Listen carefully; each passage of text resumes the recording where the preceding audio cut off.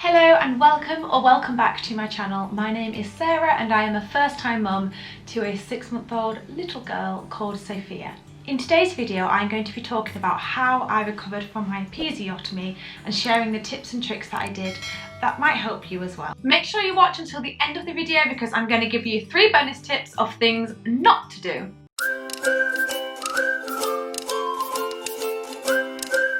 I'm going to start with what is an episiotomy. I'm not a medical expert at all. In fact, I have no medical history. I'm only going to tell you a little bit. There are loads of videos out there if you want to find out kind of the science behind it, the medical side behind it. Basically, an episiotomy is when you're cut in your perineum to help you get the baby out, and that's what happened to me. I have done a separate video on my birth story, so if you want to know why I needed an episiotomy, then please watch my birth story video because I go in all the detail on it there. To summarise, I needed one because I had a forceps delivery and they needed to cut me to get the forceps in and help get the baby out. This video will also be helpful for people who have had stitches as well. Okay, tip number 1. Rest. It sounds very simple, but I cannot stress the importance of this. I didn't rest and I ended up getting an infection. My stitches didn't tear open or anything, and I did rest for the first few weeks, but I would say rest for at least 6 weeks. Tip number 2 is Badidas baths. I was recommended this by the midwife. I'll insert a picture here so you know what it looks like, and it is just an indulgent bath product. It's like a gel and you squirt it in, and it's supposed to help with healing and things like that. I don't know why. I tried to look it up but I couldn't really find anything, but it's just really lovely. It smells really nice and it did help with my healing. Now, you are advised to not soak for too long. I would say, I think I was told 10 minutes maximum a day. So either a shower or a Badidas bath, just to help keep things fresh and clean. You do need to clean down there every day, but just not with soaps or anything like that, obviously, because it's an open wound. Tip number 3 is what I like to call fresh air therapy. I don't mean walk around naked outside, but after you've had a bath or a shower, just lay on the bed for half an hour with nothing on, just to get some fresh air to that area. Again, this was all recommended to me by the midwife, and again, it did help me to heal, and it just felt quite nice to not have anything down there, just to let it all breathe and just have that moment just to be still and kind of allow your body to heal a bit. Tip number 4 is buy a donut ring. I did try to find mine, but I don't know where I've put it, so again, I'll insert a picture of that here. But this is to help take the pressure off when you sit down. When you have a baby, you will be doing a lot of sitting, a lot of lying, either sitting and feeding, sitting because the baby's asleep on you, and sitting because your body's been through a major trauma and you need to heal. And you do get a bit sore from sitting for so long. Not only was I lying down a lot in labour, which started to get some bed sores, but then afterwards I had to lay down a lot as well, and I did get really sore and really stiff. So I found that a donut ring helped take the pressure off. I'm telling you this now because this is one of those middle of the night purchases where I just couldn't stand it anymore. So my husband got on Amazon and ordered me a donut ring.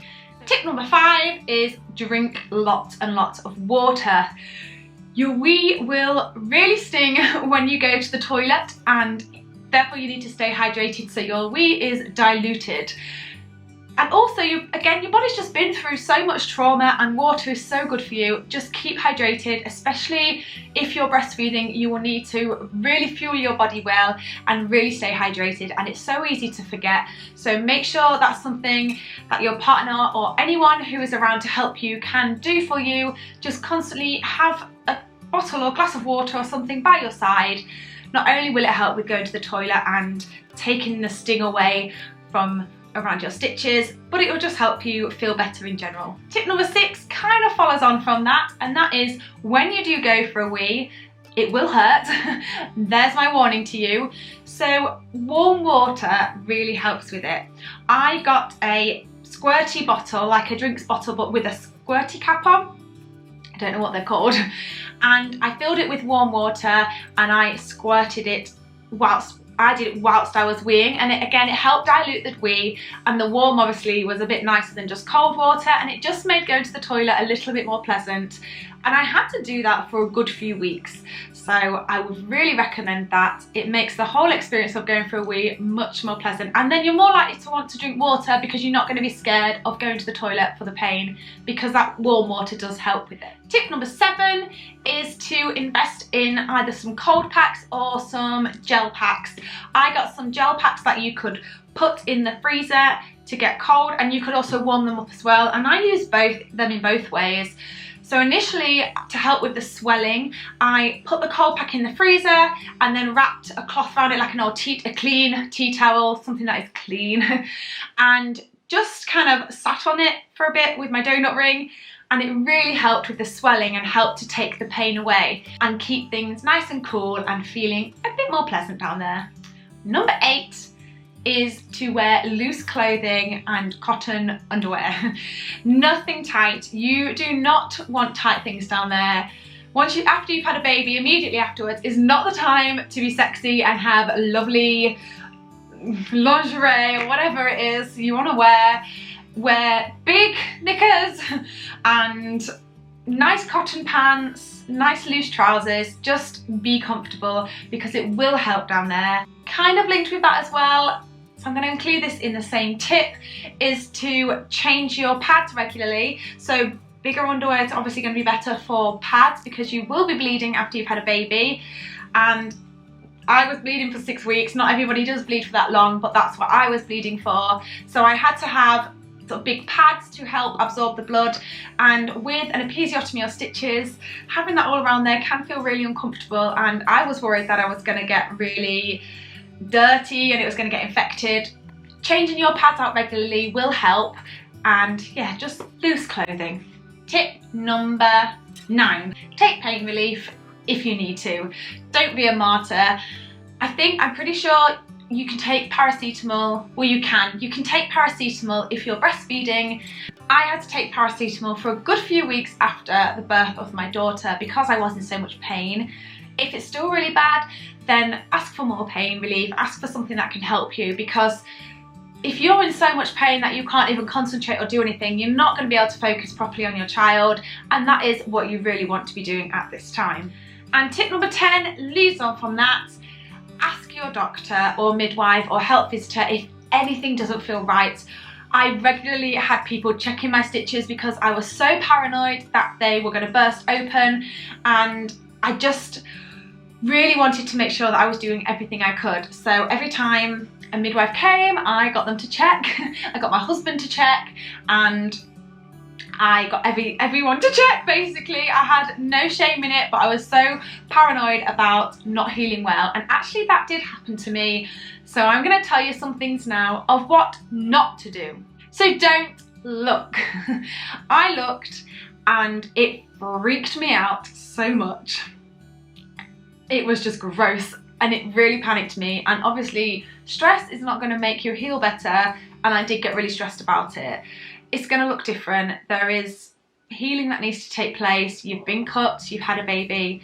It takes time to heal, so get your partner to look if you need to, or a professional, but I really would recommend not looking yourself unless you've got a strong stomach. Number 2, don't go on long walks. Again, I did this and I regret doing it. In fact, at one point I was paranoid that I'd burst my stitches. I didn't, but I did get an infection. I was paranoid that I'd burst my stitches because I was in so much pain after a walk, but I'm a very get up and go person, so it was really hard to sit down, and I was determined that I was going to be active and get out there with my pushchair, and yeah, it didn't work out well. So it's 6 weeks of your life, just, you know, rest, go for little walks. I would recommend that if you feel up to it. It was really good for my mental health, but as I started doing longer walks, it wasn't good for the pain. And tip number 3 of things not to do is don't wipe when you go to the toilet.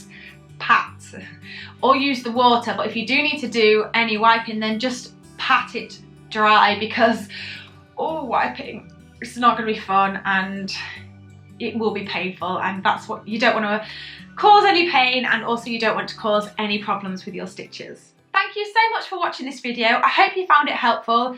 I apologise if it's a bit rambly. I get really nervous when I do these longer talking videos because I lose my focus and concentration, and I've got a baby and a dog and a husband who just walked in on me and just all things going on.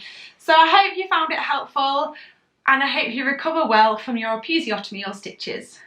If you like this kind of content, then please subscribe to my channel and give this video a like, and I'll see you on the next one. Bye!